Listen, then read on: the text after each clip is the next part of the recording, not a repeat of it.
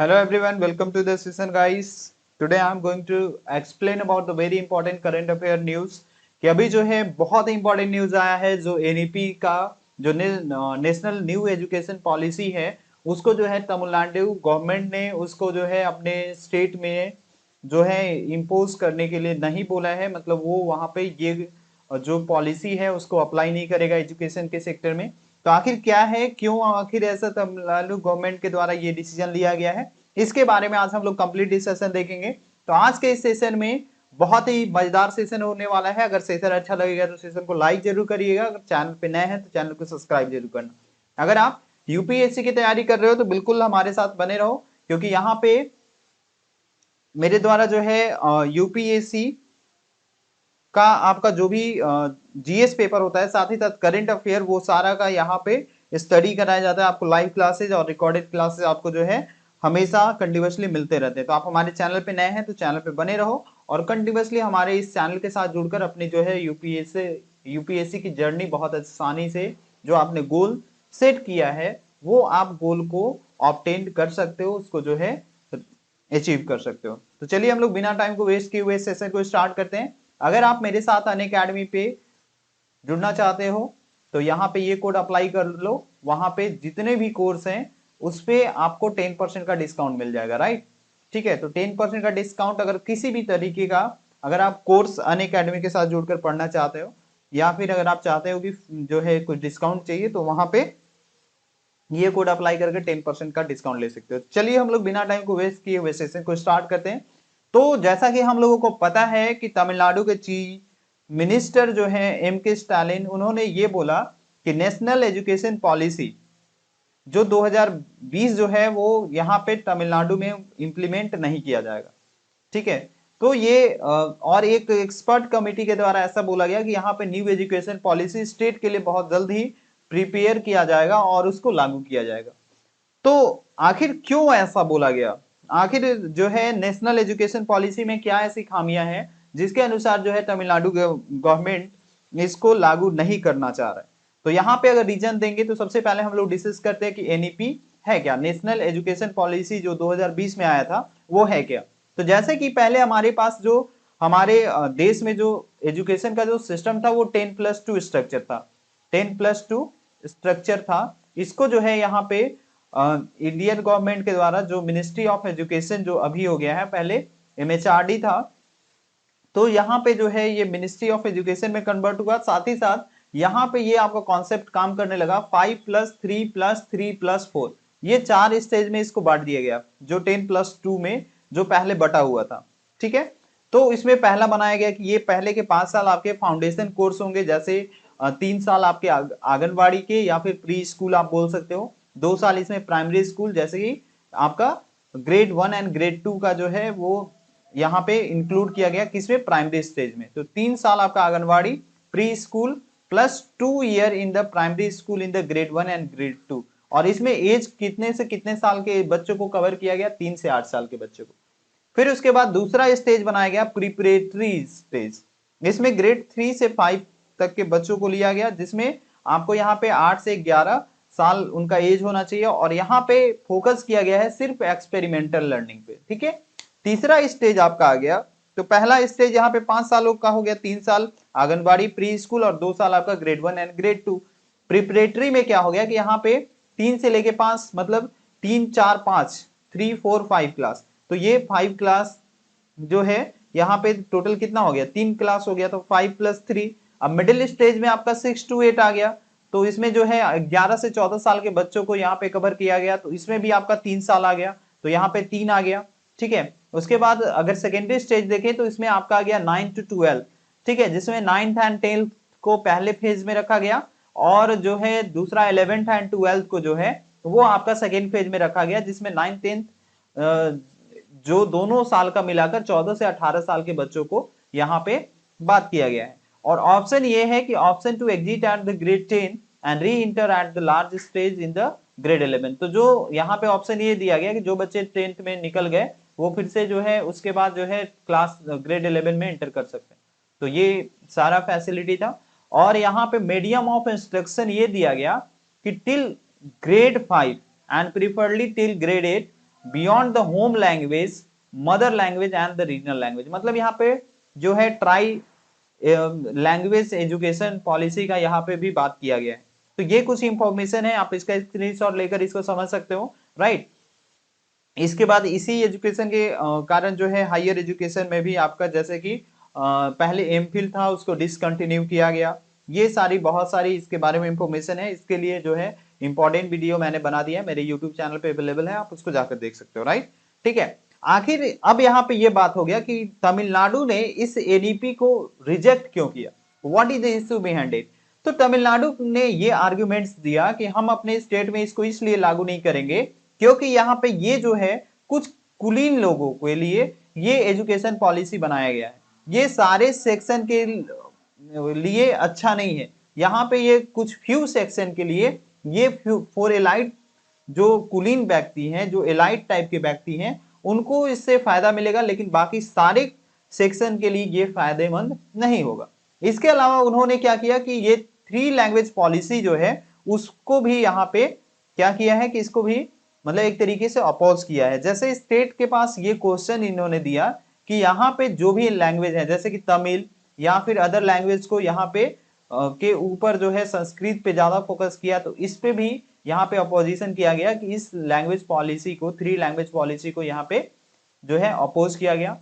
और इसके साथ साथ जो है यहाँ पे बहुत सारा जो क्रूशियल डोमेन है स्टेट एजुकेशन का, ये भी यहाँ पे ये खत्म हो रहा है, तो इसके लिए यहाँ पे बात किया गया। साथ ही साथ यहाँ पे एनईपी को ये भी बोला गया, इन्होंने बोला कि ये पॉलिसी जो है वो सोशल जस्टिस के अगेंस्ट है, फेडरलिज्म के अगेंस्ट है, प्लूरलिज्म के अगेंस्ट है एंड इक्वालिटी के अगेंस्ट है। तो ये सब चीज के अगेंस्ट होने के कारण यहाँ पे इन्होंने तर्क दिया कि ये नहीं हो सकता है। मतलब सोशल जस्टिस मतलब सामाजिक न्याय, फेडरलिज्म संघवाद और प्लूरलिज्म बहुलवाद एंड समानता जो इक्वालिटी है उसके खिलाफ जो है उसके अगेंस्ट में ये वर्क करता है, इसलिए यहाँ पे तमिलनाडु गवर्नमेंट इसको अपोज कर रहा है, राइट। ठीक है, तो यहाँ पे जैसे कि मैंने बताया था कि मिनिस्ट्री ऑफ ह्यूमन रिसोर्स जो है अब 2000 जो 20 में जो पॉलिसी आया उसके बाद जो है ये मिनिस्ट्री ऑफ एजुकेशन हो गया, राइट। तो स्कूल में पहले जो है सबसे पहले इसका क्या क्या बेनिफिट्स है, तो जैसे स्कूल के लिए अगर हम लोग बात करें तो स्कूल में ये कुछ मुख्य चेंजेस हुए हैं, यहाँ पे आप देख सकते हो। और ये कुछ हायर स्टडीज के जैसे कॉलेजेस के लिए ये सारे चेंज हुए। पहला कि यहाँ पे 10+2 को जो है पहले यहाँ पे किस चीज में बदल दिया गया, 5+3+3+4 के स्ट्रक्चर में आपका बदल दिया गया। पहले क्या था कि 1 से 10 तक एक स्टेज था और 11-12, लेकिन अब यहाँ पे पहले 5 साल, फिर 3 साल, 5 साल जो है वो फाउंडेशन एजुकेशन, 3 साल प्रिपरेटरी, 3 साल मिडिल एंड 4 साल सेकेंडरी स्कूलिंग। उसके बाद मल्टी स्ट्रीम आप ले सकते हैं, जैसे कि अगर कोई एक स्टूडेंट जो है अगर वो मैथ्स के साथ साथ, जैसे कि साइंस में पहले क्या था कि पहले हम लोग ये कर सकते थे कि साइंस का अगर कोई बच्चा है कि मैथ और फिजिक्स केमिस्ट्री और बाकी इंग्लिश ये सब सब्जेक्ट ले सकता है, लेकिन अगर कोई बच्चे का इंटरेस्ट है कि मैथ्स के साथ साथ अगर हम कोई सब्जेक्ट जो है आर्ट्स का पढ़े, जैसे कि हिस्ट्री पढ़े, ज्योग्राफी पढ़े या फिर पॉलिटिकल साइंस पढ़े, तो वहां पे वो चूज नहीं कर सकता था, उसके पास कोई ऑप्शन नहीं था। तो यहाँ पे फ्लैक्सिबिलिटी ये हुआ कि आप यहाँ पे चूज कर सकते हो। दूसरा डाइल्यूट बोर्ड जो है यहाँ पे कंपिटेंसी आपको दिया गया जिसमें ऑब्जेक्टिव एंड द सब्जेक्टिव दोनों टाइप के क्वेश्चन जो है वो आपको पूछे जाएंगे। इसमें ये इस टाइप का एग्जामिनेशन वर्ष में 2 बार होगा। मल्टीलिंगुअल मतलब 3 लैंग्वेज पॉलिसी भी लाया गया, 3 लैंग्वेज पॉलिसी जो है वो मीडियम 8 तक यहाँ पे जो भी इंस्ट्रक्शन आपको दिया जाएगा, जो भी स्टडी आपको होगी वो 3 लैंग्वेज में आपकी होगी। ठीक है, बैगलेस डे मतलब स्कूल स्टूडेंट के पास 10 बैगलेस डे होंगे जिसमें वो बच्चे जो है एक तरीके से इनफॉर्मल इंटर्नशिप के रूप में वो जा सकते हैं, उनके पास जो है बिना बैग का भी वो स्कूल को विजिट कर सकते हैं। कॉलेजेस में क्या हुआ कि सैटेलाइट एग्जामिनेशन जो है यहाँ पे जो है वो प्रोड्यूस किया गया, जैसे कि नेशनल टेस्टिंग एजेंसी जो है यहाँ पे एक कॉमन कॉलेज एंट्रेंस एग्जाम साल में 2 बार लेगा, तो उसके अनुसार जो है कॉलेज में एडमिशन होगा। 4 साल की आपको जो है बैचलर डिग्री होगी जिसमें मिड टर्म ड्रॉप आउट जो भी होंगे, जो बीच में पढ़ाई को मान लीजिए कि बहुत सारे पहले क्या होता था कि बहुत सारे कैंडिडेट जो है वो बैचलर डिग्री या मास्टर डिग्री छोड़ देते हैं, तो उनको जो है आगे जो है वो फिर से उसको कंटिन्यू नहीं कर सकते। ठीक है, तो अगर कोई स्टूडेंट्स या कोई एस्पिरेंट्स अगर वहां पे एक तरीके से 4 साल के कोर्स में अगर मान लो कि 2 साल वो पढ़ाई करता है फिर उसके बाद किसी भी कंडीशन से वो छोड़ देता है, तो फिर वो उसके पास ये ऑप्शन होगा कि फिर से वो क्या कर सकता है कि फिर से वो अपना आगे का पढ़ाई पढ़ सकता है। एफिलिएशन की कोई जरूरत नहीं है। अगर कोई कॉलेज जो है वहां पे 15 साल से वर्क कर रहा है तो वहां पे जो है उसके यूनिवर्सिटी स्टेटस के अकॉर्डिंग उसको जो है वहां पे मान्यता प्राप्त कर दिया जा सकता है। फी कैप्स, मतलब यहाँ पे फी कैप्स आपको मिलेगा, जिसमें जो है प्राइवेट इंस्टीट्यूशन को जो है यहाँ पे में कोई भी बच्चा जो है वो पढ़ सकता है बहुत आसानी से, तो उसको मनी जो है वो क्रेडिट प्रोवाइड कराया जाएगा। साथ ही साथ गोइंग ग्लोकल, गोइंग ग्लोकल मतलब है कि जो भी टॉप लेवल के या फिर टॉप रेटेड जो भी ग्लोबल इंस्टीट्यूशन है या यूनिवर्सिटी है, उनको जो है ये फैसिलिटी दिया जाएगा कि वो भारत में है, और भारत की जो भी इंडियन टॉप इंस्टीट्यूशन है वो यहाँ से इंकरेज किया जाएगा कि वो ग्लोबल हो। तो ये सारा एनईपी का कुछ मुद्दा था कॉलेज और स्कूल के लिए, उसके बारे में। अब यहाँ पे मैं बात करूंगा कि क्या ये पॉसिबल है तमिलनाडु के द्वारा कि इस टाइप का एनईपी पॉलिसी को वो इम्प्लीमेंट नहीं करे और यहाँ पे नया एजुकेशन पॉलिसी अपने स्टेट के लिए बना लिया जाए। यस, तो ये एक वर्ड है इसमें, very word, that is the policy. Policy जो है वो कभी भी रिकमेंड किया जाता है, ये कभी भी आपका बाइंडिंग नहीं है कि आप इसको मानो ही मानो। दिस इज माई पॉलिसी, आप इसको मान भी सकते हो नहीं मान सकते हो। तो यहाँ पे ये गवर्नमेंट, सेंट्रल गवर्नमेंट का पॉलिसी है नेशनल एजुकेशन पॉलिसी 2020, ये रिकमेंड किया गया है। It is recommended, right, it is not binding on any one और एनीथिंग। किसी पे ये बाइंडिंग नहीं है कि आपको ये चीज मानना ही है। दूसरा जो है एजुकेशन कंकरेंट लिस्ट में है, ये यूनियन लिस्ट में नहीं है।